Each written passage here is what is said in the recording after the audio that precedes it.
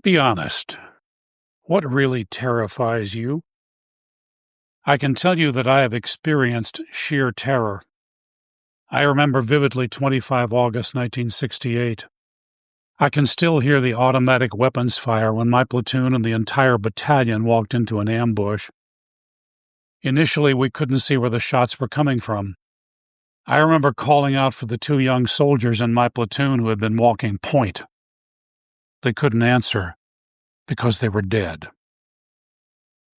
10 years later, it was a different kind of fear, but I still remember it vividly. It was the fear of having no money to support my family and no job on the horizon. It was the fear that I'd made a horrible mistake bringing my family to Hollywood. There was also this.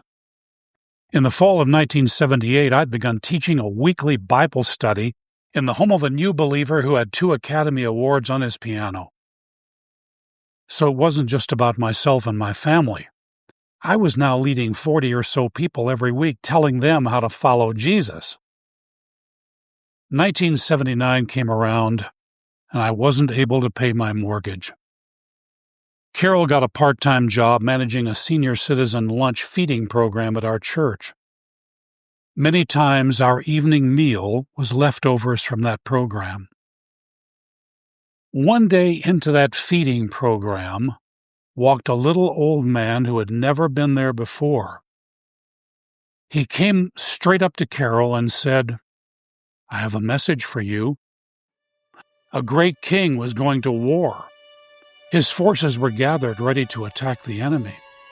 He brought his generals together and told them that they must wait for his signal before attacking. Any leader who disobeyed would be executed. Well, one general did disobey and attacked before the command. It cost the lives of many soldiers. The king executed that general, even though it was his son. Then the man said, "You're on a flat surface. If you walk in any direction, you're going to fall off. So stay where you are."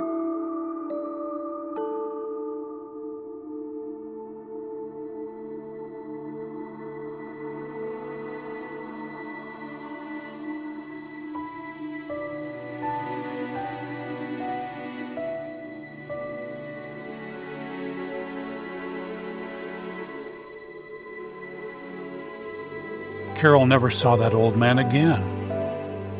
What kind of message was that from a total stranger?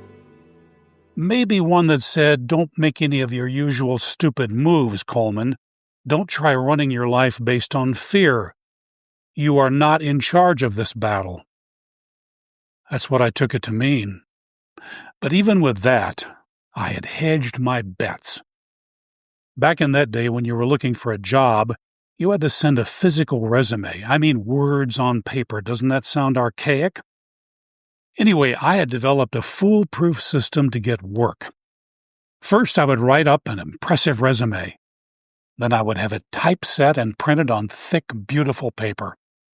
This guaranteed that if there were 50 resumes on a desk, mine would be the first one viewed. I had developed my system because I had worked in direct mail marketing.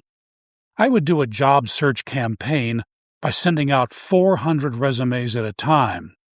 From this, I could expect a 3 or 4% response. A job was guaranteed.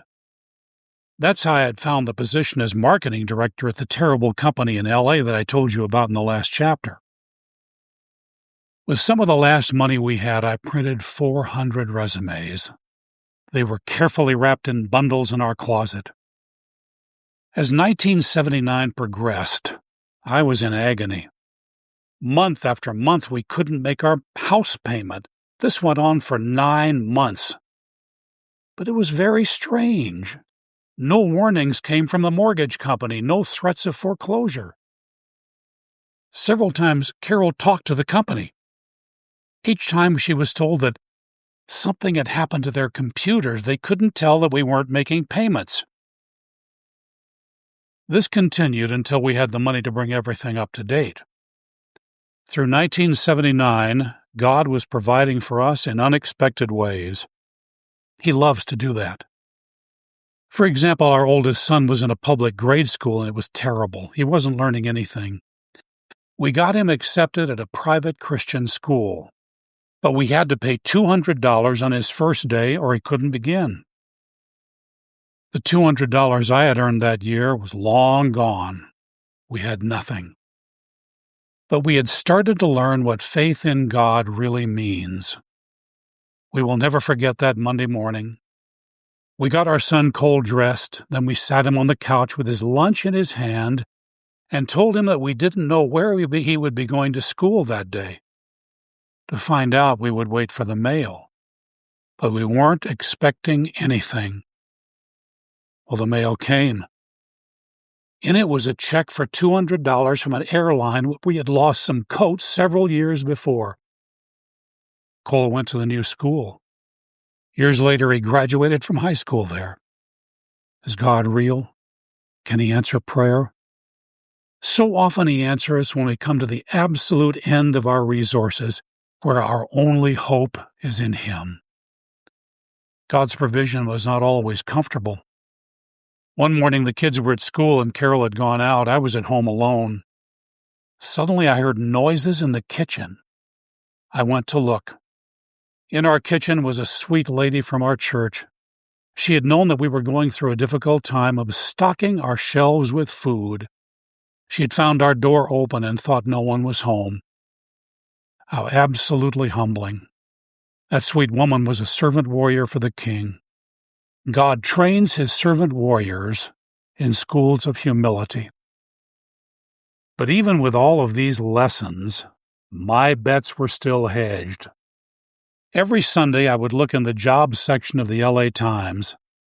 That's how you searched for work in that ancient era. I would make a list of job offers where my qualifications would fit, with a plan that I would send out my beautiful resumes on Monday. Well, Monday morning would come. As usual, I would begin the day with prayer. Every Monday, I would get the strong feeling that I should not send out any resumes, so I wouldn't. As the weeks passed, I began to think I was going nuts. What was wrong with me? I needed a job. This was irresponsible. But as God took care of us week by week, my faith in him grew stronger. In fact, I started feeling kind of proud of my excellent faith. Being proud of your faith is never a good plan. Then came a particular Monday. As usual, no resumes were sent out. I was feeling very strong. I really was a man of great spiritual faith. I was in the shower when the words came into my head. You feel good about your faith? Throw out the resumes. I literally started shaking. Well, I did it. Very carefully, I placed those wrapped packages in the garbage can, keeping them in good shape in case God changed his mind. The garbage truck didn't come until Thursday, so I had 3 days to think about it. What a temptation! Was this faith or was I just crazy? The truck came, and I watched them being carried away.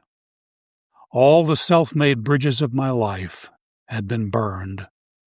I had come to the real crossroads, the dividing line, and that line was clear. I had to absolutely surrender to the lordship of Jesus Christ in my life, absolutely surrender to his will, no matter what it cost. And there could be no turning back. Finally, my hands were truly off the steering wheel, and the king was in control. From that point, did everything suddenly become easy? Far from it. In fact, it got much more difficult, even dangerous. But that's because leaving a safe zone and entering a war zone is always dangerous. That's right. All we had been through was in the safe zone. For me, the real war was about to begin, a war that took me deep into Hollywood. I wasn't ready to face what I would face until my life and everything I held dear was in the hands of Jesus Christ. I am convinced that this is why there are so few servant warriors among the millions who call themselves Christians. They come to the dividing line and turn away. There are so few who are willing to give their lives, whatever the cost, to bring God's love through His Son Jesus into the prison house of humanity. And in doing so, to confront the supernatural enemy who is the slave master of the world. That's what servant warriors do. They bring the only love that will set prisoners free, and they confront the evil that is enslaving them. You're going to pay a price for that. And to carry out that mission, you can't be a slave yourself. God leads so many to their dividing lines, but when they get there, they see clearly there is something wrong with the way they have been living. There is something that has been destroying them. To cross that line and become a servant warrior, whatever it is, must be given up. And this is always painful.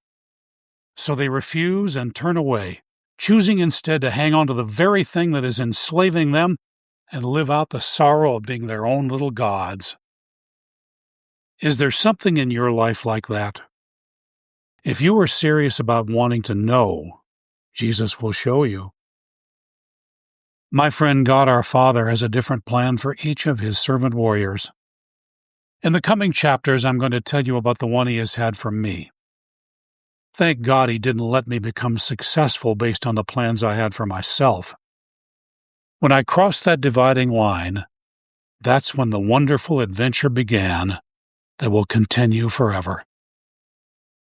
I know so many who have achieved so much, but it was all for themselves. After years, they discover that their hearts are empty.